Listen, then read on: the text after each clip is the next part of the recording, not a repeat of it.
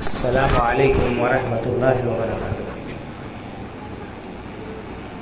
ان الحمد للہ نحمده ونستعینه ونستغفره ونؤمن به ونتوکل علیہ ونعوذ باللہ من شرور انفسنا ومن سیئات اعمالنا من يهده الله فلا مضل له ومن يضلل فلا هادي له وأشهد أن لا إله إلا الله وحده لا شريك له وأشهد أن محمدا عبده ورسوله يا أيها الذين آمنوا اتقوا الله حق تقاته ولا تموتن إلا وأنتم مسلمون يا أيها الناس اتقوا ربكم الذي خلقكم من نفس واحدة وخلق منها زوجها وبث منهما رجالا كثيرا ونساء فاتقوا الله الذي تساءلون به والأرحام إن الله كان عليكم رقيبا يا أيها الذين آمنوا اتقوا الله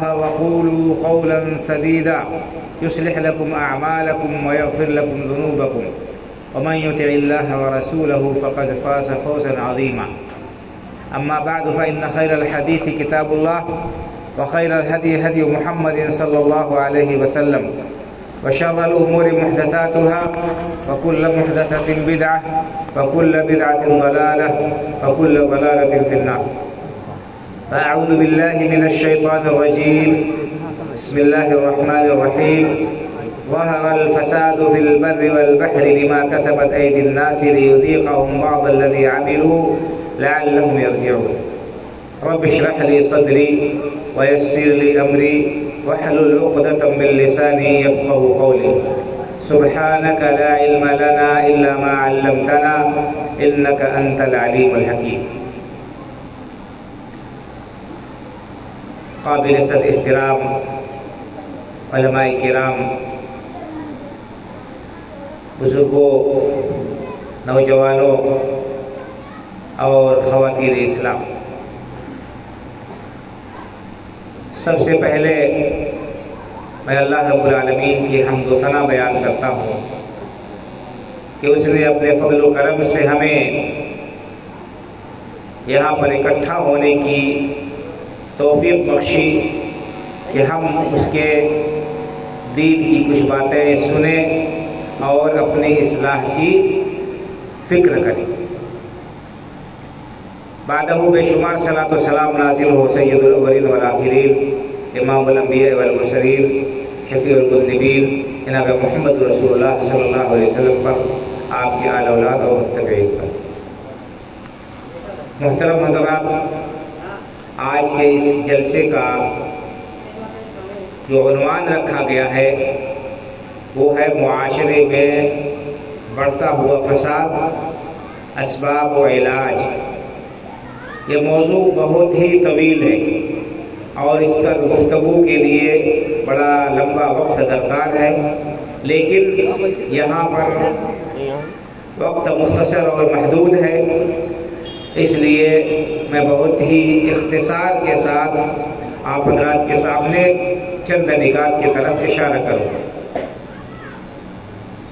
ہر صاحب عقل، ہر باشعور اور حساس شخص جس کے دل میں ایمان ہے، جس کو دین سے محبت اور لگاؤ ہے، وہ معاشرے کے اندر پھیلتے ہوئے بگاڑ اور فساد سے مضطرب اور پریشان ہے، اور ہر شخص کو اس بگاڑ کی وجہ سے، اس خرابی کی وجہ سے بے اطمینانی اور بے چینی محسوس ہوتی ہے، اور یقیناً ایسا ہونا بھی چاہیے۔ کیوں؟ اس لیے کہ اگر معاشرے کے اندر بگاڑ اور فساد پھیلتا رہا، اسی طرح سے خرابیاں پیدا ہوتی رہیں، لوگ اللہ رب العالمین کے دین سے دور ہوتے رہے، اس کی نافرمانیاں کرتے رہے، تو آخرت میں عذاب سے پہلے دنیا میں اللہ رب العالمین کی طرف سے ان کے اوپر مختلف قسم کی آزمائشیں، پریشانیاں اور بلکہ عذاب مختلف شکلوں میں نازل ہوں گے۔ قرآن کریم میں آپ گزشتہ قوموں کے حالات کو پڑھیں گے، اللہ رب العالمین نے جگہ جگہ ان کا تذکرہ کیا ہے۔ قوم عاد، قوم ثمود، قوم شعیب اور بنی اسرائیل، اسی طرح سے اور دیگر قوموں کا تذکرہ اللہ رب العالمین نے جگہ جگہ کیا اور ان کے عبرتناک انجام کو بھی بیان کیا ہے۔ ان کے عبرتناک انجام کو بھی اللہ رب العالمین نے بیان کیا ہے کہ ان لوگوں کو اللہ رب العالمین نے مختلف قسم کی نعمتوں سے نوازا تھا اور ان کو ظاہری طور پر دنیا کے اندر بڑا اختیار و اقتدار، طاقت و قوت بخشی تھی، لیکن انہوں نے اللہ کی نافرمانی کی، اللہ رب العالمین کی ان نعمتوں کی ناقدری کی اور ان نعمتوں کو غلط جگہ پر استعمال کرنے لگے۔ اللہ رب العالمین کے ساتھ انہوں نے بغاوت کا معاملہ اختیار کیا تو اللہ رب العالمین نے انہیں سخت اور شدید ترین عذاب سے دوچار کیا۔ دنیا ہی میں اللہ رب العالمین نے انہیں نشان عبرت بنا دیا۔ ایسی قوم کا تذکرہ کیا ہے اللہ رب العالمین نے کہ ایسے لوگ آج تک پیدا ہی نہیں ہوئے، لیکن اللہ رب العالمین کے ساتھ انہوں نے جب بغاوت کا معاملہ کیا، سرکشی کی، تو اللہ نے انہیں جو ہے اس طرح سے عذاب دیا کہ وہ ہمیشہ کے لیے نشان عبرت بن گئے۔ کہنے کا مطلب یہ ہے کہ اللہ کے دین سے دوری اور بغاوت اور نافرمانی یہ انسان کے لیے انتہائی مہلک اور خطرناک ہے، اس لیے ہمیں ان سے باز رہنا ہمارے لیے لازمی اور ضروری ہے۔ قرآن کریم میں اللہ رب العالمین نے بیان فرمایا ہے کہ میں نے آپ کے سامنے جو آیت کریمہ پڑھی ہے، اس میں اللہ رب العالمین نے یہی بات بیان فرمائی ہے کہ انسانوں کے ظلم و زیادتی کی وجہ سے، اللہ کی نافرمانی کی وجہ سے، بغاوت کی وجہ سے ہر جگہ بگاڑ اور خرابی رونما ہو جاتی ہے، برپا ہو جاتی ہے خشکی اور تری میں، اور اللہ رب العالمین جو ہے لوگوں کو جھنجھوڑتے ہیں، انہیں بیدار کرتے ہیں، انہیں اللہ رب العالمین متنبہ کرتے ہیں۔ اگر لوگ ہوشیار ہو گئے اور نصیحت حاصل کیا تو اللہ رب العالمین کا عذاب ان سے ٹل جاتا ہے، اور اگر ایسا نہیں ہوا تو پھر انسان کو اللہ کے عذاب سے کا انتظار کرنا چاہیے۔ اللہ رب العالمین نے فرمایا ظہر الفساد فی البر والبحر بما کسبت ایدی الناس لیذیقہم بعض الذی عملوا لعلہم یرجعون، کہ لوگوں کی بدعمالیوں کی وجہ سے، ان کی نافرمانیوں کی وجہ سے اور ان کے غلط اعمال کی وجہ سے، ان کے غلط رویوں کی وجہ سے خشکی اور تری ہر جگہ فساد اور بگاڑ برپا ہو گئے۔ نہ خشکی محفوظ ہے نہ تری محفوظ ہے، ہر جگہ فساد اور بگاڑ ہو گیا۔ یہ فساد اور بگاڑ کیسے ہے؟ مفسرین نے لکھا ہے کہ اس کی مختلف شکلیں۔ ایک تو فساد یہ ہے کہ لوگوں کی زندگی دوبھر ہے، لوگ ایک دوسرے کے اوپر ظلم کر رہے ہیں، ایک دوسرے کو ستا رہے ہیں، تکلیفیں دے رہے ہیں، اور اسی طرح سے جو ہے ظلم و زیادتی کے علاوہ اس کا اثر، اس بگاڑ کا فصلوں اور مویشیوں پر بھی پڑتا ہے۔ اس بگاڑ کا اثر مختلف زندگی کے گوشوں اور مختلف ناحیوں میں بھی پڑتا ہے۔ تو یہ ایک فساد ہے۔ فساد کی وجہ سے یعنی اس کی وجہ سے فصلیں تباہ ہوتی ہیں اور آسمانی اور زمینی مصیبتیں نازل ہوتی ہیں۔ اسی طرح سے لوگوں کا سکون اور اطمینان چلا جاتا ہے۔ سب سے بڑی چیز، سب سے بڑی دولت کیا ہے؟ انسان کو اگر قلبی سکون ہے، اس کی جان مال اور عزت و آبرو محفوظ ہے، تو سمجھ لیجئے کہ زندگی کا لطف ہے۔ اور اگر ہر قسم کی نعمت میسر ہے انسان کو، لیکن امن نہیں ہے، چین نہیں ہے، جان محفوظ نہیں، مال محفوظ نہیں، عزت و آبرو محفوظ نہیں، تو اس زندگی سے کوئی فائدہ نہیں۔ یہ زندگی انسان کے لیے اجیرن ہو جاتی ہے۔ تو اللہ کی نافرمانی کی وجہ سے یہ ساری چیزیں ہوتی ہیں، انسان کی زندگی اجیرن ہو رہی ہے۔ اللہ نے فرمایا کہ یہ چند جو لوگوں کو اللہ تعالیٰ مختلف قسم کی آزمائشوں میں ڈالتے ہیں، آسمانی اور زمینی، یہ کس لیے ہے؟ لیذیقہم بعض الذی عملوا، لوگوں کے بعض کرتوتوں اور ان کے کچھ گناہوں کی معمولی سی یہ سزا ہوتی ہے، لعلہم یرجعون، تاکہ لوگ ہوشیار ہو جائیں اور اللہ رب العالمین کی طرف لوٹ جائیں۔ اسی طرح سے اللہ رب العالمین نے قرآن کریم میں دوسری جگہ فرمایا کہ وما اصابکم من مصیبت فبما کسبت ایدیکم ویعفو عن کثیر، کہ تم کو جو بھی مصیبت لاحق ہوتی ہے اور جو تکلیف پہنچتی ہے تمہاری اپنی بدعمالیوں کا نتیجہ ہوتی ہے، تمہارے اپنے کرتوتوں کا نتیجہ ہوتی ہے وہ، اور اللہ تعالیٰ بہت سارے گناہوں کو ایسے ہی معاف کر دیتے ہیں۔ اگر ہر گناہ پر اللہ رب العالمین مواخذہ کرنے لگے اور گرفت کرنے لگے تو پھر اس روئے زمین پر کوئی جاندار بچ ہی نہیں سکتا ہے، کوئی بچے گا ہی نہیں۔ تو بہرحال کہنے کا مطلب یہ ہے کہ معاشرے کے اندر مختلف قسم کا بگاڑ ہے، مختلف قسم کی خرابیاں پائی جاتی ہیں۔ یہ خرابیاں کسی ایک گوشے اور کسی ایک پہلو میں نہیں ہے۔ عقیدے کے اندر ہمارے بگاڑ پیدا ہو چکا ہے، لوگ توحید کو بھول گئے ہیں۔ جس توحید کو برپا کرنے کے لیے، جس توحید کی دعوت دینے کے لیے اللہ رب العالمین نے تمام انبیاء کرام علیہ الصلوۃ والتسلیم کا سلسلہ جاری رکھا اور برابر لوگوں کو اللہ رب العالمین کی طرف دعوت دینے کے لیے، اسی کی عبادت کی طرف بلانے کے لیے انبیاء کرام علیہ الصلوۃ والتسلیم آتے رہے۔ اس توحید، اس عقیدے کے اندر بگاڑ آ گیا۔ آپ دیکھ لیجئے، یہ کوئی ڈھکی چھپی بات نہیں ہے۔ آپ جس شہر میں چلے جائیں، جس بستی میں چلے جائیں، وہاں پر اللہ رب العالمین کے گھر کے علاوہ غیر اللہ کے بھی گھر اور آستانے آپ کو ملیں گے، جہاں پر لوگ جا کر عبادت کے وہ سارے مراسم ادا کرتے ہیں جو صرف اور صرف اللہ رب العالمین کے لیے لائق اور زیبا ہیں، اور اللہ کے علاوہ کسی کے لیے وہ جائز نہیں۔ عقیدے کے اندر بگاڑ آ چکا ہے، عبادات کے اندر بگاڑ آ چکا ہے۔ ہماری عبادتیں جو ہم کرتے ہیں ان میں بھی آپ دیکھیں گے تو معلوم ہوگا کہ وہ صحیح نہیں ہے، ان کے اندر بہت ساری خرابیاں آ گئی ہیں۔ سنت کے مطابق بہت سارے لوگ نماز بھی نہیں پڑھتے ہیں، ہم نماز پڑھنے کو پڑھتے ہیں، لیکن جو سنت کا طریقہ ہے، جس طرح اللہ کے رسول صلی اللہ علیہ وسلم نے بتایا ہے، اطمینان کے ساتھ، اعتدال کے ساتھ، اور اسی طرح سے جو دعائیں اور جو اذکار بتائے ہیں ان کے ساتھ جو ہے ہماری نمازیں بھی نہیں صحیح ہو پاتی ہیں۔ اسی طرح سے اور بھی دوسرے معاملات ہیں، ان معاملات میں دیکھیں گے ہمارے معاملات کے اندر، ہمارے عبادات کے اندر کافی بگاڑ آ چکا ہے۔ اسی طرح سے آپ دیکھیں گے ہمارے معاملات پٹری سے اترے ہوئے۔ ہم نے یہ سمجھ رکھا ہے، بہت سارے لوگوں نے یہ سمجھ رکھا ہے کہ اسلام صرف چند ظاہری عبادات اور رسوم کا نام ہے، بس 5 چیزیں صرف اسلام ہے اور اس کے بعد ہر انسان آزاد ہے۔ بھائیو بزرگوں، ایسا نہیں ہے۔ یہ 5 اسلام کے پلر اور بنیاد ہیں، کلمہ، نماز، روزہ، حج اور زکوٰۃ، یہ اسلام کے پلر اور بنیادیں ہیں، اور صرف بنیاد پر عمارت قائم نہیں ہوتی ہے۔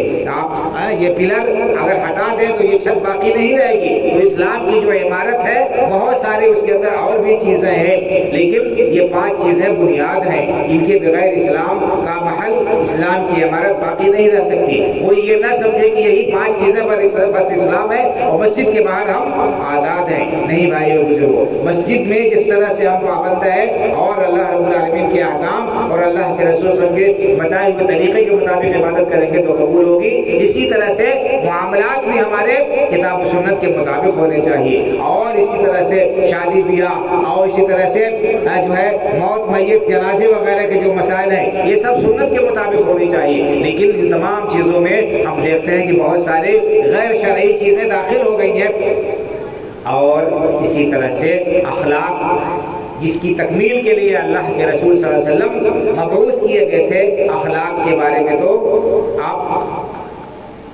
نہ پوچھیے مسلمانوں کے اخلاق کیسے ہیں۔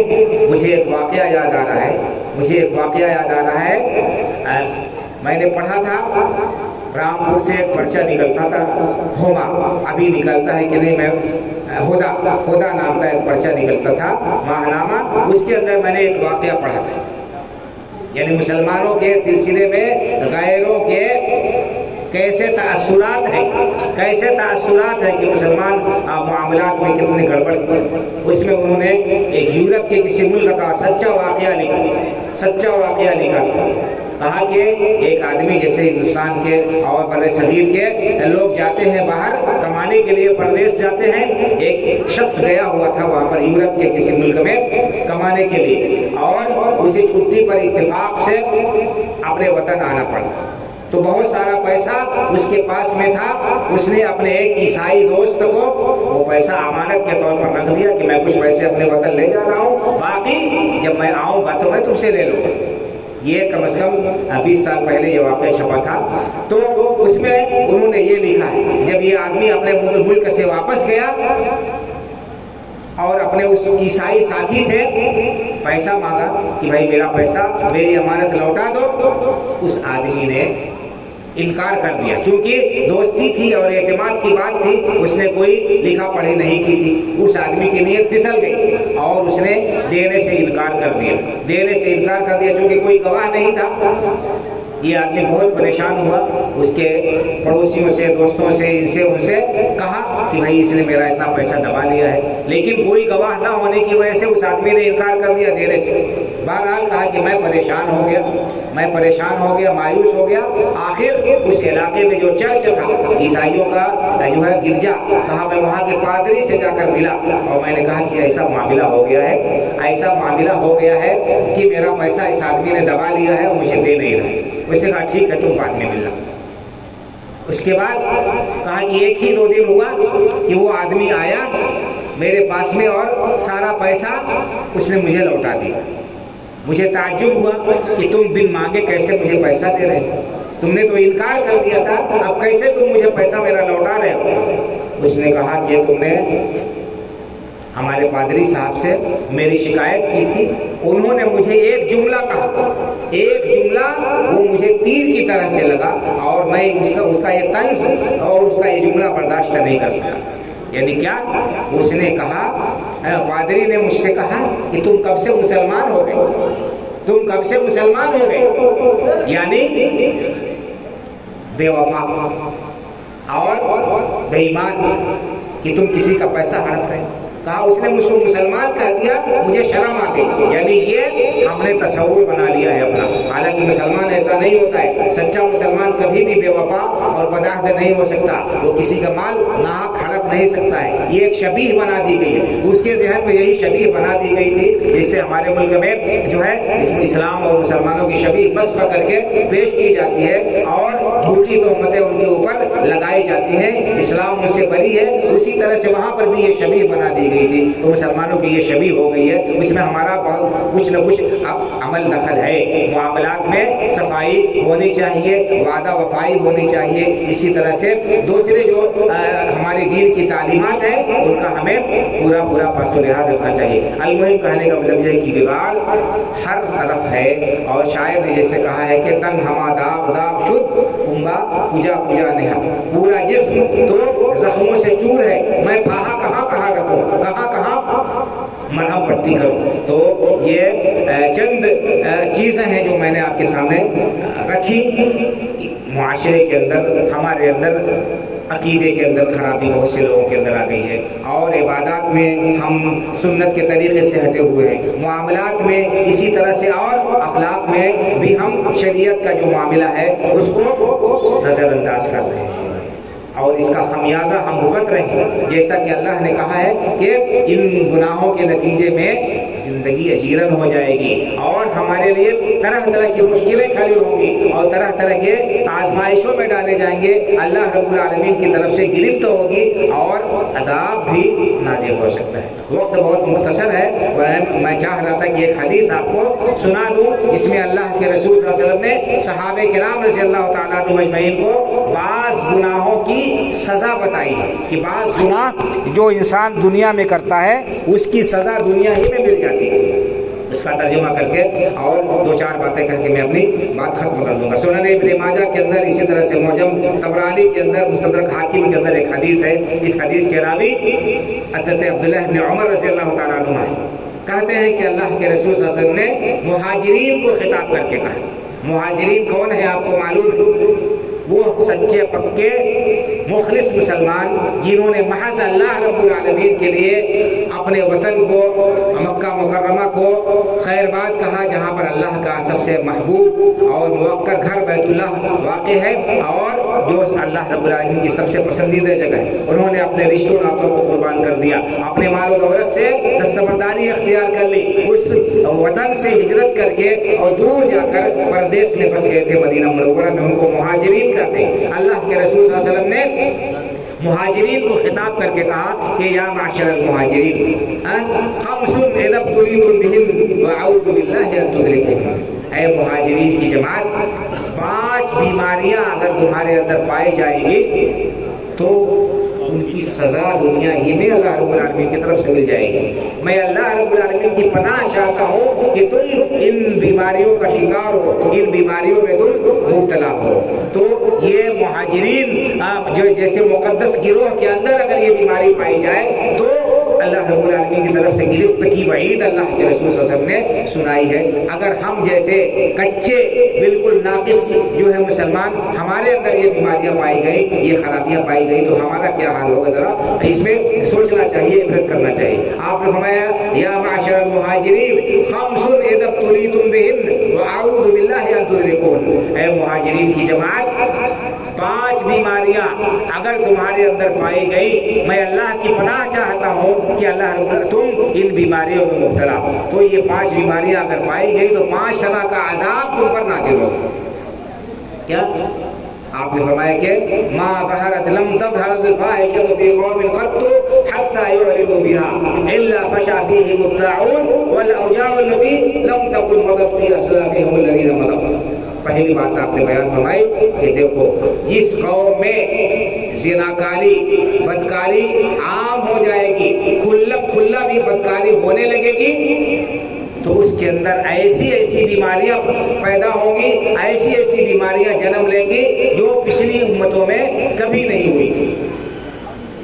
فاحشہ، زناکاری، بدکاری، یہ بہت ہی شدید ترین گناہ ہے، اور قرآن اور حدیث میں اس کی بڑی مذمت بیان کی گئی ہے۔ اور اللہ رب العالمین نے قرآن میں کیا فرمایا؟ لا تقربوا الزنا، زنا کے قریب بھی نہ بڑھو۔ یہ نہیں کہا کہ لا تزنوا، زنا نہ کرو، کہا لا تقربوا الزنا، زنا کے قریب بھی نہ جاؤ، انہ کان فاحشۃ ومقتا وساء سبیلا، کیونکہ بہت ہی برا عمل ہے، بہت ہی اللہ کو ناپسند ہے، بہت ہی برا طریقہ ہے۔ تو اللہ رب العالمین نے یہ کہا زنا کے تمام راستوں کو بند کر دیا کہ انسان اس بدکاری کے قریب نہ جائے، اور اس بدکاری سے بچنے کے لیے اللہ رب العالمین نے کتنے سخت قوانین رکھے ہیں۔ پردے کا حکم دیا، مردوں کو بھی اور عورتوں کو بھی نگاہ پست رکھنے کا حکم دیا۔ اسی طرح سے جو ہے اجنبی لوگوں سے خلط ملط کی سخت ممانعت کر دی ہے، عورت کو تنہا بغیر محرم کے سفر کرنے سے روک دیا ہے، اور اسی طرح سے اس زناکاری پر سخت ترین سزا رکھی ہے۔ اگر کوئی شخص جرم کا ارتکاب کرتا ہے، اس جرم کا، غیر شادی شدہ ہے، تو اس کو 100 کوڑے مارے جائے، اسلام کی یہ شریعت کی یہ سزا ہے، اور 1 سال کے لیے اس کو جیلا وطن کر دیا ہے۔ اور اگر شادی شدہ ہو کر کوئی شخص زناکاری کرتا ہے تو اس کو رجم کر دیا جائے۔ یہ اسلام کا قانون ہے، یہ شریعت قرآن کا حکم ہے۔ المہم پہلی بات جو ہے یہ زنا، آج زنا کتنا آسان ہو گیا ہے، اور کس طرح سے جو ہے معاشرے کے اندر پھیل رہا ہے، اور بہت سارے ملکوں میں تو قانونی طور پر اس کو جائز قرار دیا گیا ہے کہ اگر مرد اور عورت باہم راضی ہیں، آپسی رضامندی سے وہ اس غلط کام کو کر رہے ہیں، تو یہ جرم ہے ہی نہیں، جرم کے زمرے میں آتا ہی نہیں ہے۔ اس طرح سے قانونی طور پر بھی اس کو جواز اور تحفظ فراہم کیا جا رہا ہے۔ بہرحال اللہ کے رسول صلی اللہ علیہ وسلم کہ جس قوم کے اندر بھی یہ بیماری عام ہوگی، اس قوم کے اندر طرح طرح کی بیماریاں آئیں گی۔ جب جو ہے آپ نے دیکھا، پہلے سنا ہوگا آج سے 25-30 سال پہلے ایک بیماری نکلی تھی، ایڈز جیسی بیماری جو غلط کاری کرنے والوں کو لاحق ہوتی ہے۔ جس کو ایڈز ہو گیا، موت کے علاوہ اس کا کوئی دوسرا علاج نہیں ہے، اس کو گھٹ گھٹ کر ایڑیاں رگڑ کر ہی مرنا ہے۔ اور بھی دیکھ لیجئے طرح طرح کی بیماریاں۔ یہ آج کے زمانے میں کرونا، یہ کون سی بیماری؟ کیا اس سے پہلے کسی نے سنا تھا کہ کرونا کبھی ہوا تھا؟ اور بھی طرح طرح کی بیماریاں لوگوں کو ہو رہی ہے۔ سبب کیا ہے؟ یہ گناہ ہے۔ گناہ آئے اور فساد برپا ہوگا تو اللہ رب العالمین کی طرف سے یہ عذاب آئے گا، طرح طرح کی بیماریاں پیدا ہوں۔ تو آپ نے پہلی بیماری بیان فرمائی کہ لم تظہر الفاحشۃ فی قوم قط حتی یعلنوا بها الا فشا فیہم الطاعون والاوجاع التي لم تكن مضت في اسلافهم الذين مضوا۔ طاعون، پلیگ کی بیماری آئے گی، اور ایسی بیماریاں آئیں گی جن کا اس سے پہلے انہوں نے نام بھی نہیں سنا ہو۔ دوسری بات بیان فرمائے کہ وَلَمْ يَمْنَعُوا زَكَاةَ أَمْوَالِهِمْ إِلَّا مُنِعُوا الْقَطْرَ مِنَ السَّمَاءِ، جو لوگ بھی زکوٰۃ نہیں دیں گے، اللہ نے مال دیا، مال کی زکوٰۃ ادا نہیں کریں گے تو آسمان سے بارش کا نزول بند ہو جائے گا، بارش نہیں برسے گی، اللہ تعالیٰ آسمان سے بارش روک لیں گے۔ یہ عذاب دنیا میں ہوگا۔ آئے آئے سال آپ دیکھتے ہیں قحط سالی ہو جاتی ہے، بارش نہیں ہوتی ہے، فصلیں جو ہے خراب ہو جاتی ہیں، برباد ہو جاتی ہے، تاخیر سے بارش ہوتی ہے. تو یہ کیوں ہے؟ کیونکہ ہم زکوٰۃ نہیں دیتے، عشر نہیں نکالتے. یعنی اکثریت اگر نہیں ہے، اس کام کو نہیں کرتی ہے، تو جو تھوڑے بڑے لوگ ہیں وہ بھی شک میں آ جائیں گے. بہرحال زکوٰۃ یہ مال کا حق ہے، اللہ نے اگر مال دیا ہے اس میں سے زکوٰۃ انسان کو نکالنا چاہیے. اگر پیداوار ہوتی ہے اس میں سے عشر یا نصف عشر نکالنا چاہیے. مسائل یہاں بیان کرنے کا موقع نہیں ہے. کہنے کا مطلب کہ گناہ کا یہ نتیجہ ہے کہ آسمان سے بارش روک دی جاتی ہے. آپ فرمائے ولولا البہائم لم يمطروا، اگر یہ بے زبان جانور نہ ہو تو زکوٰۃ نہ دینے کی وجہ سے لوگوں سے بارش روک لی جائے اور ایک قطرہ بارش نہ برسے. تو یہ بے زبان جانوروں پر رحم کرتے ہوئے اللہ تعالیٰ بارش برسا دیتے ہیں. اسی طرح سے فرمایا وَلَمْ يَنْقُصُ الْمِكْيَالَ وَالْمِيزَانَ إِلَّا وَلَمْ يَنْقُصُ الْمِكْيَالَ وَالْمِيزَانَ إِلَّا مُنِعُوا بجور السلطان إلا سلطوا بجور السلطان وشدة المؤونة وجور السلطان علیہ كما قال صلی اللہ علیہ وسلم. فرمایا کہ جب لوگ کاروبار میں بے ایمانی شروع کر دیں گے، ناپ تول میں کمی کرنا شروع کر دیں گے، تو ایسی صورت میں ان کی روزی تنگ کر دی جائے گی، ان کی جو ہے روزی سے برکت نکال لی جائے گی، ان کی زندگی مشکل ہو جائے گی اور ظالم بادشاہ ان کے اوپر مسلط کر دیے جائیں گے. ظالم بادشاہ ان کے اوپر مسلط کر دیے جائیں گے.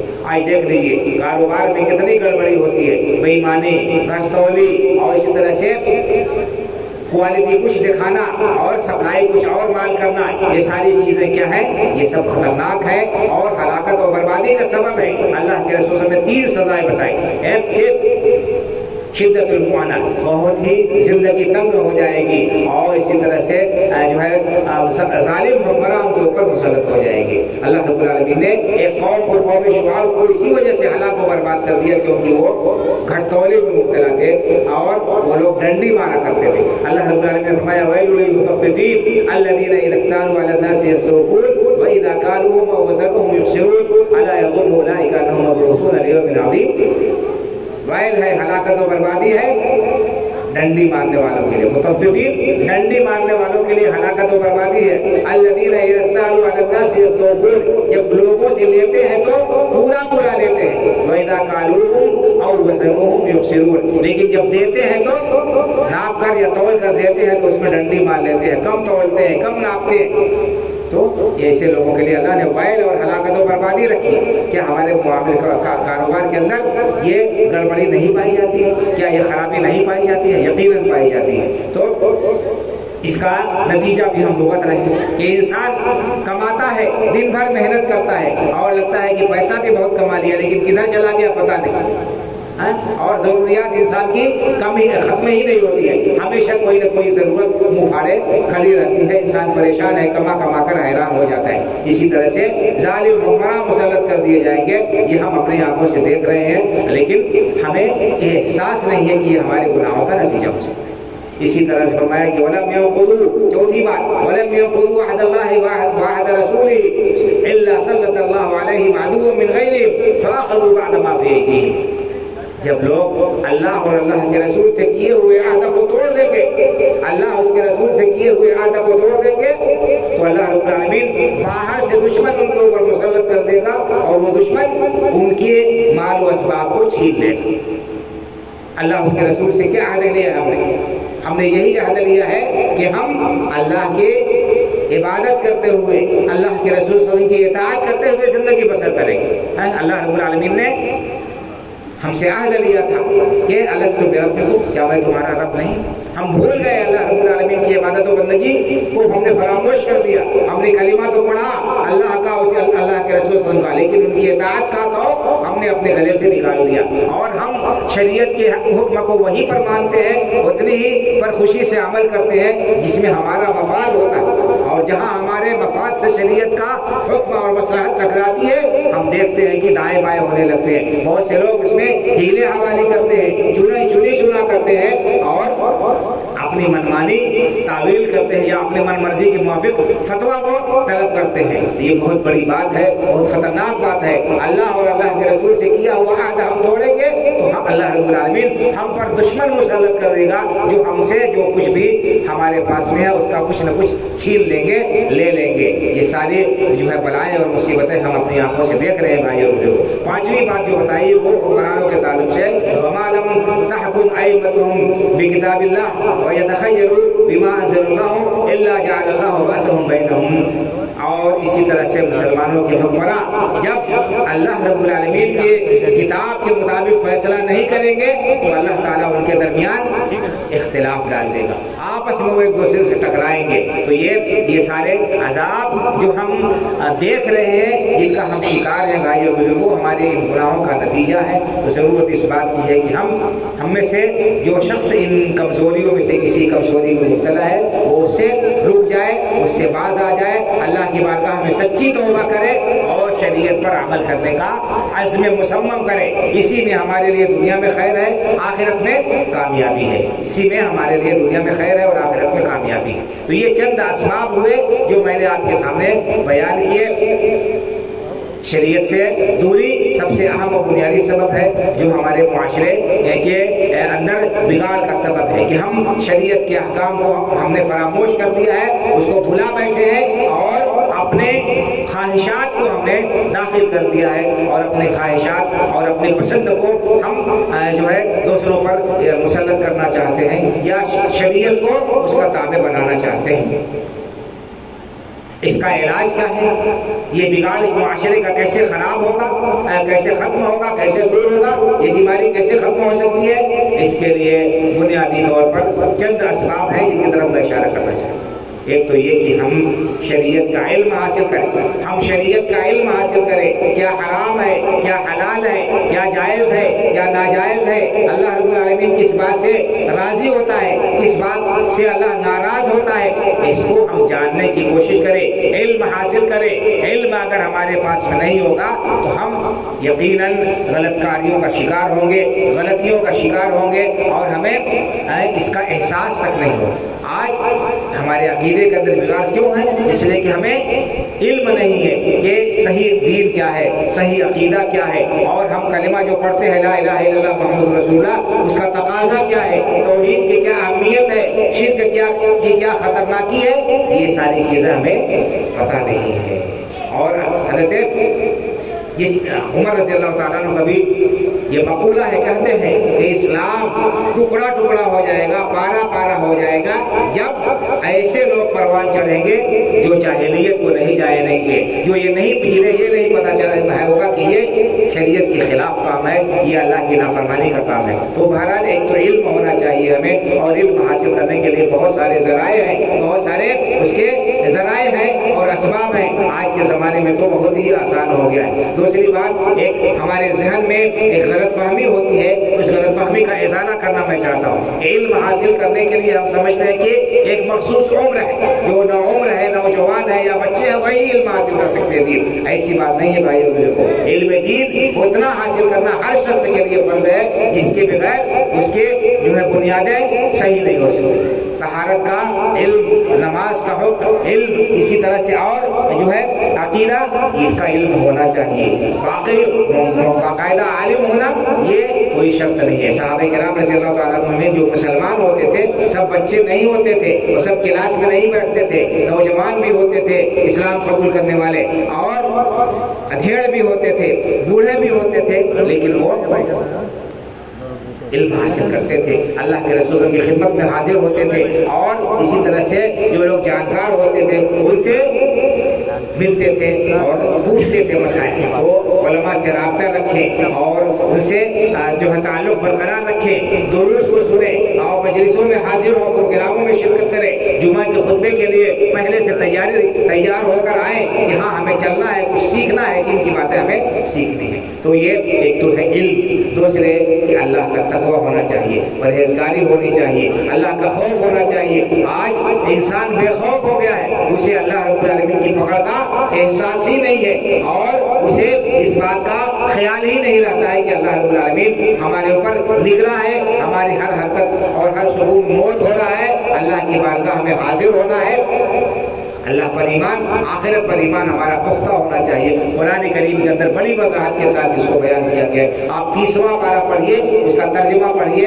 بیشتر آیتوں کے اندر آخرت کا تذکرہ کیا گیا ہے، اس کی ہولناکی کا تذکرہ کیا گیا ہے، حساب کتاب کا تذکرہ کیا گیا ہے، اور جنت و جہنم کا تذکرہ کیا گیا ہے۔ ان چیزوں کو ہم پڑھیں اور سمجھیں اور آخرت کے لیے تیاری کریں۔ اسی طرح سے بھائی اور بزرگوں، ہمارے لیے یہ بھی ضروری ہے اپنی اصلاح کے لیے ہم کوشش کریں اور معاشرے کے اندر امر بالمعروف اور نہی عن المنکر کا جو سلسلہ ہے اس کو باقی اور برقرار رکھیں، اور اس دین کو کا جو باتیں ہم سیکھتے ہیں پختہ طور پر ہمیں معلوم ہے، اگر ہم کسی بھائی کو دیکھتے ہیں کوئی کمزوری تو اچھے طریقے سے ہم اسے بتا دیں، اس کی اصلاح کر دیں۔ اور بہرحال بہت سارے طریقے ہیں جن کے ذریعے سے ہم اس بگاڑ کو، اس فساد کو درست کر سکتے ہیں۔ اپنے گھر کے ماحول کو دینی بنائیں اور کتابیں اور کیسٹیں اور دوسری چیزیں جو ہے ہم گھر میں رکھیں، تھوڑا وقت ہم نکالیں بچوں کے ساتھ، ان کی صحیح تربیت کریں، اپنے بچوں کے اوپر نگاہ رکھیں اور ان کے اخلاق و کردار کو ہم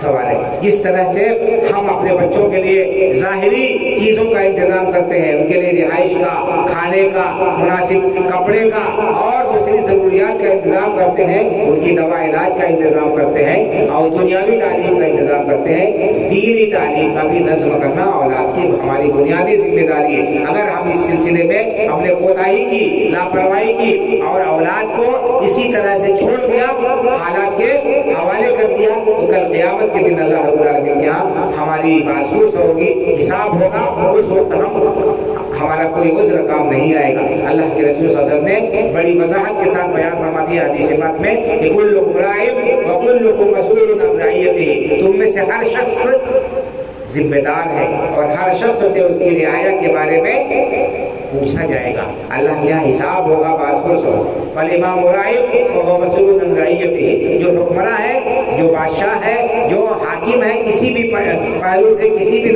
دائرے میں وہ اپنے ماتحتوں کے بارے میں پوچھا جائے گا۔ والرجل راع فی اہل بیتہ ومسئول عن رعیتہ، ہر مرد، ہر شخص جو گھر کا دارجیت اور سرپرست ہے وہ اپنے گھر والوں کا ذمہ دار ہے اور اس سے اس کی رعایا کے بارے میں پوچھا جائے گا۔ والمرأة راعیۃ فی بیت زوجها وولدها وہی مسئولۃ عنہ، اور ہر عورت اپنے شوہر کے گھر کی اور اس کے جو ہے اولاد کی ذمہ دار ہے اور اس سے اللہ رب العالمین کے ہاں بازپرس ہوگی، حساب کتاب ہوگا کہ اس نے اپنے شوہر کے گھر کو ڈھنگ سے رکھا، اس کی عزت و آبرو کی حفاظت کی، اس کے جو ہے کمائی کی، اس کی مال کی حفاظت کی، اس کے بچوں کی اچھی طرح سے دیکھ ریکھ اور نگہداشت اور پرورش کی کہ نہیں کی، اس سے اس کے بارے میں پوچھا جائے گا۔ تو ہر شخص ذمہ دار ہے، اپنے اپنے دائرے میں اپنی ذمہ داری کا احساس کرے اور اس ذمہ داری کو بجا لائے، تبھی اللہ رب العالمین کے ہاں ہماری جو ہے ہماری بخشش ہو سکتی ہے، ہمارا چھٹکارا ہو سکتا ہے۔ اور اگر ہم نے اس سلسلے میں لاپرواہی کی، کوتاہی کی، تو اللہ رب العالمین کے یہاں جواب دہی سے ہم نہیں بچ سکتے۔ بہت سارے پہلو ہم بھائی اور بزرگوں کو اگر ہر پہلو کو بتایا جائے، اس پر روشنی ڈالی جائے تو کافی تفصیل ہو جائے گی۔ میں انہی مختصر کلمات پر اپنی گفتگو ختم کرتا ہوں۔ اللہ رب العالمین سے دعا کرتا ہوں کہ اللہ تعالی ہمیں دین کی صحیح سمجھ عطا فرمائے، اللہ تعالی ہمارے عقیدے کی، ایمان کی حفاظت فرمائے اور اس کے اندر پختگی عطا فرمائے۔ اللہ رب العالمین ہمارے اخلاق کو سدھار دے، ہمارے معاملات کو درست کر دے اور شریعت پر عمل کرنے کی توفیق عطا فرمائے، اسلام پر زندہ رکھے، ایمان پر ہمارا خاتمہ ہو، آمین۔ وآخر دعوانا الحمدللہ رب العالمین، وصلی اللہ علی نبینا محمد وعلی آلہ وصحبہ اجمعین، والسلام علیکم ورحمۃ اللہ وبرکاتہ۔